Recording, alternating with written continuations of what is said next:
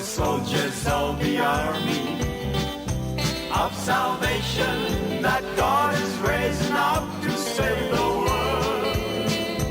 And we won't lay down our arms until every nation is bowed on bended knees before the Lord. Though the hosts of hell and darkness come head on against us, by suffering temptations we are tried, and we know there's not a power that can overcome us with the love of Jesus by our side. We are the soldiers of the army of salvation that God is raising up to save the world, and we won't lay down our arms until every nation is bowed on bended knees before. Bien-aimés dans le Seigneur, merci de nous faire encore confiance. Merci de vous connecter sur notre chaîne YouTube, Ministère Jésus-Christ t'appelle au salut. Alors, aujourd'hui, nous sommes avec vous et je suis pas seul. Je suis avec mon collaborateur, le frère Papi. Nous allons terminer la série. Nous avons commencé au début concernant Dieu appelle tout le monde à la conversion. Bonjour frère Papi. Bonjour docteur. Comment allez-vous? Dieu fait grâce, nous sommes vivants. Ok, merci beaucoup. Alors aujourd'hui, nous allons terminer la première série de Dieu appelle tout le monde à la conversion. Alors déjà, nous devons savoir que Dieu aime l'homme. Parce que l'homme a été fait à l'image de Dieu. Nous allons lire dans Ézéchiel chapitre 18, verset 23 et verset 32. Ce que je désire, est-ce que le méchant meurt, dit le Seigneur? L'Éternel n'est-il pas qu'il change de conduite et qu'il vive? Verset 32. Car je ne désire pas la mort de celui qui meurt, dit le Seigneur, l'Éternel. Convertissez-vous donc et vivez. Donc nous remarquons ici, ce n'est pas la mort d'un pécheur que le Seigneur désire. C'est plutôt que le pécheur puisse vivre. C'est pourquoi, après avoir montré, après avoir exposé suffisamment sur l'amour de Dieu, après avoir exposé que nous sommes sauvés par la grâce, et cette grâce c'est la volonté aussi de celui qui est devant la grâce de l'accepter. C'est parce que c'est un choix à faire. Tous les jours, quand nous nous réveillons, nous avons à faire un choix. Et il y a aussi un choix entre la vie et la mort. Parce que la Bible dit dans Deutéronome, vers la fin, chapitre 29, voici, j'ai mis devant vous la vie et la mort. Et l'Éternel nous dit de choisir la vie. Et ici, il nous dit dans Ézéchiel, ce que je désire, ce n'est pas que les méchants meurent. Donc vous voyez déjà, le Seigneur a envie que l'homme puisse accepter la vie. Or la vie c'est Jésus-Christ. Jean chapitre 14 verset 6. Car je suis le chemin, la vérité et la vie. Mais quand nous allons maintenant dans le livre de Romains toujours, chapitre 2 verset 4, il est dit ceci. Où méprises-tu les richesses de sa bonté, de sa patience et de sa longanimité, ne reconnaissant pas que la bonté de Dieu te pousse à la repentance. Le temps de la grâce a commencé avec l'Église depuis l'an 30, le jour de la Pentecôte, et va s'achever le jour de l'enlèvement. Nous savons quand l'Église a commencé, mais nous ne savons pas quand l'Église va être enlevée. Mais Dieu a donné des signes. Et ces signes, nous allons parler dans nos prochaines émissions concernant les signes dans l'Église, dans les nations et en Israël. Et je peux déjà vous dire, presque tous les signes sont déjà accomplis. Il manque qu'un seul en Israël, c'est la construction du troisième temple. C'est pourquoi avant que l'enlèvement puisse y être, Dieu est en train d'appeler tout le monde à la repentance, à la conversion. Toi qui nous suis, depuis que nous avons commencé ces émissions, ces séries d'émissions, Dieu t'appelle à la conversion si tu n'as pas encore reçu Jésus-Christ de la Bible. Nous avons dit que ce n'est pas la religion que nous devons recevoir parce que la religion ne sauve pas l'homme. Nous avons dit que aussi la religiosité c'est une vague sociale qui amène les gens à aller dans les églises parce qu'il y a la souffrance, il y a la crise et ça ne sauve pas. Nous avons dit que même si tu donnes beaucoup d'argent, tu aides le pauvre, les orphelins, tu fais des dons, de tout Tu peux donner toute ta richesse, mais cela ne sauve pas. Pour être sauvé, c'est Jésus-Christ. C'est accepter Jésus-Christ. Voici, la Bible dit dans Apocalypse chapitre 3, verset 20. Il dit ceci, voici je me tiens devant ta porte, je frappe. Si quelqu'un entend ma voix, ouvre, j'entrerai et je souperai avec lui. Donc, le Seigneur est en train de frapper à ta porte. Et l'évangile, quand il vient, il touche l'intelligence, il touche le cœur, il touche la volonté. C'est-à-dire, tu as compris maintenant que seul le salut c'est en Jésus-Christ. Et tu as eu connaissance que tu es un homme pécheur et que ton cœur a été touché, comme Actes chapitre 2 nous a parlé à propos des premiers apôtres qui ont prêché l'évangile quand Pierre a parlé le jour de la Pentecôte. Ceux qui ont écouté Pierre ont eu le cœur vivement touché. Et nous avons parlé dans Jean chapitre 1er, verset 12, que c'est la volonté de Dieu qui touche maintenant la volonté de l'homme pour qu'il reçoive Jésus-Christ. Frère Papi, qu'est-ce que tu en penses? Oui, dites-nous, docteur, la parole de Dieu est prêchée. Elle est prêchée, surtout en RDC où nous sommes, la parole de Dieu est prêchée. Mais de quel évangile s'agit-il? Effectivement. Papi, ça c'est vraiment très important parce que les gens vont dire qu'ils ont écouté l'évangile. Ah, les pasteurs sont en train de dire, les docteurs sont en train de dire, nous devons recevoir Jésus-Christ, mais nous avons déjà écouté l'évangile. Aujourd'hui, nous, regardez dans les églises, on prêche l'évangile social. L'évangile social consiste à présenter un Christ qui est guérisseur, un Christ qui est béni, un Christ qui veut que tu sois délivré. Mais il ne présente pas un Christ qui amène la parole de repentance pour que les gens reçoivent Jésus-Christ, se repentent, laissent leurs péchés et viennent à Jésus-Christ. Or, aujourd'hui, c'est que les gens veulent quelque chose qu'on appelle de soft. Quel est l'évangile social présente? Par exemple, moi, je suis malade. Je suis allé à l'hôpital. Je suis allé partout. Je n'ai pas trouvé de guérison. Quelqu'un venant me dire, il y a une campagne d'évangélisation là-bas, venez aller là-bas, on va prier pour toi, tu seras guéri. Il viendra juste pour sa guérison. Vous comprenez? Il ne viendra pas pour recevoir Jésus-Christ, il viendra pour sa guérison. Et quand il va venir, on prêche, il n'a pas reçu Jésus-Christ, il n'a pas non plus été guéri. Cet homme-là, ce sont des gens qui deviennent incrédules.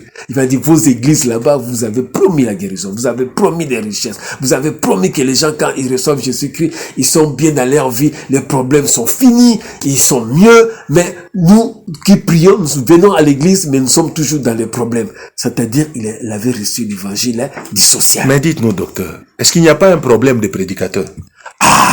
C'est là maintenant le problème. Quand la Bible dit ceci, comment entendront-ils l'évangile ou la parole de Dieu si le Seigneur n'envoie pas des prédicateurs? Donc il faut que lui-même envoie les messagers. Or le messager ne prend que le message de Dieu. Aujourd'hui les gens viennent avec leur propre message. C'est ce que tu as dit là-bas. C'est-à-dire il y a aussi un problème de prédicateurs. Au lieu d'amener le message de Dieu vers la population, c'est ce que fait le prophète. Le prophète, lui, il écoute ce que Dieu lui dit et il amène la parole de Dieu vers ceux qui doivent l'écouter et recevoir. Parce que Jérémie chapitre 14, verset 14 dit, ceux que je n'ai pas envoyés, venons dire de leur propre bouche, de leur propre volonté. Ces gens-là, on les appelle les faux prophètes. Le faux prophète vient au fait pour manipuler la population. C'est ça ce qu'il dit, les faux prédicateurs. Ils vous manipulent, ils vous amènent un évangile qu'on appelle, c'est la psychologie de motivation. Ils touchent le cœur des gens, ils donnent la psychologie de motivation pour que les gens soient tranquilles, mais ils ne touchent pas le point capital. Le point capital, c'est Romains chapitre 3, verset 23. Car tous ont péché et sont privés de la gloire de Dieu. Bien-aimé, si réellement, peut-être tu vas me dire, tu as déjà reçu Jésus-Christ. Mais si tu vis dans l'impudicité, tu es encore dans l'adultère, tu es avec une femme d'autrui qui n'est pas ta femme, tu es là où tu résides, tu sais que tu as des faux papiers, des faux documents. Les gens peuvent peut-être nous écouter à partir de France, de la Belgique, des États-Unis. Tu sais que quand tu as quitté ton pays, tu es parti avec des faux documents, tu as trafiqué. Tu sais, aujourd'hui, les gens, quand ils voyagent, c'est avec des diplômes là qui sont allés dans le ministère de l'enseignement primaire secondaire. Ils ont, au fait, fabriqué des faux documents pour avoir accès à leur dévéloterie et puis ils vont en Europe ou soit aux États-Unis.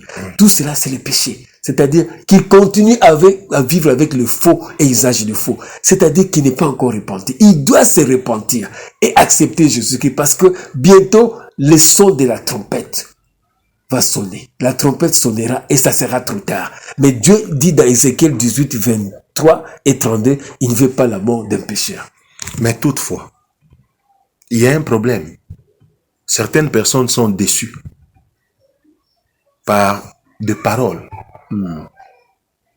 des faux raisonnements, par des réflexions qui, au lieu d'édifier, de consoler, d'amener les gens à la vraie conversion, cherchent tout simplement à impressionner. Voilà. C'est ce que nous constatons et c'est ce qui déçoit un peu bon nombre de gens. Que dites-vous de cela? Voilà. C'est parce que aujourd'hui, au lieu que nous ayons un culte spirituel, Jean chapitre 4, versets 23 et 24, qui dit, le Père cherche les vrais adorateurs en esprit et en vérité.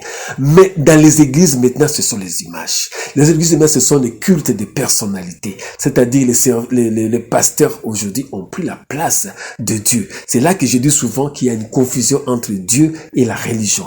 La religion est l'église et l'église est les serviteurs de Dieu. Et cela donne un christianisme sans Christ. Et dans le christianisme sans Christ, il n'y a pas la parole de Dieu. Il n'y a pas la saine doctrine. Nous devons ramener, au lieu que dans l'église ça devient des shows, c'est-à-dire on vient plus montrer, l'habit que je porte là, c'est un couturier là, comment dire, de haute valeur. C'est un habit qui peut coûter par exemple $1000.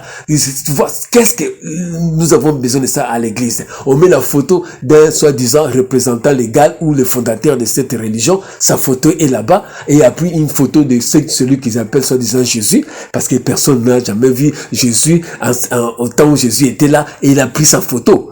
On voyait Jésus, mais la photographie n'existait pas. On faisait ce qu'on appelait des graphies, des peintures. Mais personne n'avait peint l'image de Jésus, qui avait peint son visage. Mais aujourd'hui, dans les églises, on voit une soi-disant image de Jésus-Christ. Et ça, on vient l'adorer. C'est ça que j'ai dit. Ce sont des cultes charnels aujourd'hui dans les églises. Et ce sont des shows. Et ça n'apporte pas le vrai évangile et la conversion. Parce que les gens sont loin de culte spirituel. Nous devons revenir au culte spirituel, parce que quand on a le culte spirituel, ça veut dire on a l'esprit de Dieu. Et c'est l'esprit de Dieu qui nous amène à adorer le véritable, qui est Jésus-Christ. Si quelqu'un n'a pas l'esprit de Dieu, ne peut jamais adorer le véritable Jésus-Christ, le Dieu véritable. Oui, une grande question que tout le monde peut se poser comme moi. Quand vous dites le véritable, c'est quoi? C'est qui? Et voilà. Détaillez-nous cela. Le véritable, maintenant, nous allons lire la parole là, dans 1 Jean chapitre 5, verset 20. Lisez ça. 1 Jean chapitre 5, verset 20. 1 Jean chapitre 5, verset 20. Je lis au nom de Jésus. Nous savons aussi que le Fils de Dieu est venu et qui nous a donné l'intelligence pour connaître le véritable. Et nous sommes dans le véritable en son Fils Jésus-Christ. Amen. Donc, en dehors de Jésus-Christ, c'est la religion. C'est comme ça que nous disons, sortez des religions, venez à Jésus-Christ. Christ, ce n'est pas la religion, c'est différent. La religion, c'est l'ensemble des rites et des dogmes qui, au fait, veut amener l'homme vers Dieu. La religion aujourd'hui est venue recoudre le voile qui était déchiré de haut en bas à la mort de Jésus-Christ. La religion est venue recoudre ça, c'est-à-dire il est venu encore fermer ce qui était déjà ouvert pour que nous accédons aujourd'hui au lieu très saint. Mais la religion est venue, alors que nous savons que nous sommes dans le véritable en Jésus-Christ. Donc vous comprenez cela. Or, pour découvrir Jésus-Christ, j'ai dit la première chose, c'est la repentance. Si tu te repens pas, si tu n'es pas repenti en Jésus-Christ, je vous dis, c'est impossible de connaître Jésus-Christ comme le Seigneur et Sauveur. C'est impossible de connaître Jésus-Christ, c'est le véritable. Tu auras ce qu'on appelle juste une connaissance. Tu t'arrêtes à la connaissance que Jésus-Christ, on a appris Jésus-Christ dans les catéchèses, on a appris Jésus-Christ dans les cours de religion, ça s'arrête là. Mais maintenant, pour que tu saches qu'il est le véritable, il faut l'inspiration et la révélation de la parole de Dieu qui nous éclaire, comme la Bible dit dans Proverbe. La révélation de la parole de Dieu nous éclaire pour que nous sachions maintenant que Jésus-Christ est le véritable. Sinon, c'est comme quand Jésus-Christ est né, non? Vous savez, les scribes, les principaux sacrificateurs, ils étaient étonnés. Il y a de mages qui viennent de l'Orient. Nous sommes venus voir le roi des Juifs qui est né à Bethléem. Ah, ils sont étonnés. Ah, à Bethléem. Ils ont pris les scribes, ils ont pris les livres de Michée, chapitre 5, verset 1, ils ont lu, et toi, Bethléem Ephrata, de toi sortira celui qui va paître mon peuple, c'est-à-dire Jésus-Christ. Mais ils ne savaient pas que Christ était né. C'est comme aujourd'hui, les gens entendent le nom de Jésus-Christ, les gens vont dans les églises, mais combien ont eu la révélation, c'est lui le véritable Dieu? Il n'en a pas beaucoup. Donc vous voyez, c'est juste la lettre qui est le logos, ou la lettre tue, mais l'esprit vivifie. Les gens ne sont pas dans l'esprit, ils sont dans la lettre. Mais un éclairage. La loi était pour ce peuple-là, dans l'Ancien Testament, qui avait un coup raide. Mais dans la Nouvelle Alliance, nous voyons la grâce. Oui. Mais qu'est-ce que les gens font de cette grâce? Voilà. On n'est pas. En tout cas, c'est repentir sincèrement. C'est ce que, voilà, une très bonne question entre l'alliance, la nouvelle alliance et l'ancienne alliance. Parce qu'aujourd'hui, la confusion a fait que ceux qui n'ont pas compris l'ancienne alliance ne comprenons pas non plus la nouvelle alliance. Dans l'ancienne alliance, Israël, c'est le peuple en chair. C'est pourquoi dans l'ancienne alliance, quand vous voyez le tabernacle qui a été construit selon les modèles célestes, c'était des choses visibles. On pouvait voir ce que nous appelons les chérubins, l'autel des reins, l'autel de l'Holocauste. On pouvait toucher et voir ça. Mais dans la nouvelle alliance, la Bible dit c'était l'image des choses célestes et que maintenant tout est en Christ dans les cultes spirituels. Si aujourd'hui quelqu'un vient avec encore l'autel des reins, l'autel de l'Holocauste, on va le trouver comme un sorcier. Imaginez-vous aujourd'hui tu viens avec un animal, un bouc, tu coupes sa tête pour offrir ce qu'on appelle les sacrifices d'expiation, que son sang coule dans l'église. On va te dire mais quel est ce sorcier qui amène un bouc pour les sacrifier dans l'église? C'est parce que tout se faisait dans l'ancienne alliance physiquement. Mais dans la nouvelle alliance, c'est spirituel qu'on le fait maintenant. Parce que Christ est entré une seule fois dans le tabernacle céleste, non fait par de mains d'homme, mais par lui-même. Et il a amené son sang. Et il a mis ça sur le propitiatoire, toujours céleste. Et c'est là que la Bible dit, il n'a pas eu de successeur. C'est après Jésus-Christ, il n'y a plus personne qui peut sauver le monde. Aujourd'hui, il y a des gens qui sont venus, si tu ne reçois pas le message de tel prophète, tu vas pas aller au ciel, tu es perdu. C'est-à-dire, pour eux, il y a eu un successeur après Jésus-Christ. C'est ça, c'est ce qu'on appelle l'hérésie et de fausses doctrines. Donc, après Jésus-Christ, il n'y a plus personne qui peut sauver. Il a sauvé, le salut, c'est seulement Jésus-Christ. Pas qu'un prophète ou un gourou ou un pasteur vous dit de passer par lui, de passer par son message ou passer par son église pour être sauvé. Ça, c'est les hérésies des doctrines démoniaques. Un commentaire sur ce que la parole de Dieu nous renseigne. Celui qui a Christ a la vie. Amen. Et celui qui n'a pas Christ n'a pas la vie. Un commentaire là-dessus. Parce que celui qui a Christ, quand Jean 14, verset 6, se dit, je suis le chemin, la vérité et la vie. Donc, la vie, là, si les gens disent non, il y en a qui, on peut parler un peu lingala, pour ceux qui ne parlent pas lingala, excusez-nous, et on dit, non, ça la vie. Non, ça la vie, en français, peut dire que je suis en train de faire des ambiances. Alors, ils appellent ça la vie. Oh, ils sont en train de mourir, parce qu'ils vont aller dans les bars, ils vont aller dans les bistrots, ils vont aller dans les comment ça, les maisons de tolérance, ils vont aller dans le paradis, tout cela pour vivre, ils pensent que ça c'est la vie. Oh, ils sont en train de mourir parce que tout ce qui est chair, la Bible dit que la chair n'héritera pas le royaume des cieux. Donc, ceux qui disent qu'ils ont la vie, ils sont en train de satisfaire la chair, comme dans le sexe, fumer, l'alcoolisme, boire, tout ça. Tu satisfais la drogue, tout cela. Tu satisfais ta chair. Et la chair n'héritera pas le royaume des cieux, dit la Bible. Mais maintenant, la vie, c'est en Christ. La Bible nous appelle à satisfaire l'esprit. C'est-à-dire que quand l'esprit de Dieu vient en nous, c'est à ce moment que nous allons amener à Dieu le culte, le parfait, le culte qu'on appelle agréable. Romains chapitre 12, verset 1. C'est ce culte que le Seigneur accepte. Et ça a été montré dans Genèse avec Abel. Abel, quand il a sacrifié, la Bible dit que la fumée est montée droit vers l'Éternel. Et l'Éternel a agréé le sacrifice d'Abel. C'est ça, des sacrifices de bonne odeur que le Seigneur nous appelle. C'est ça que la question que je pouvais te dire là, la réponse à ta question, que la vie, c'est en Jésus-Christ. Et c'est en Jésus-Christ que tu peux faire un sacrifice. C'est-à-dire en Jésus que tu peux amener une bonne prière. C'est en Jésus-Christ que tu as le salut. C'est en Jésus-Christ que tu as la victoire sur le péché, la victoire sur le monde et la victoire sur Satan, les puissances des ténèbres. Nous savons une chose, docteur, et vous allez nous aider à aller droit au but. L'évangile de la transformation commence par éclairer notre intelligence. Amen. Il s'ensuit que notre cœur est touché et enfin notre volonté est convoquée. Amen. Alors, Que dites-vous maintenant? Alors, c'est ça, mais dans l'évangile des transformations, c'est 2 Corinthiens chapitre 5 verset 17. Si quelqu'un est en Christ, il est devenu une nouvelle créature, même dans ses pensées. Vous pensez déjà dans ses pensées, il a plus à aimer.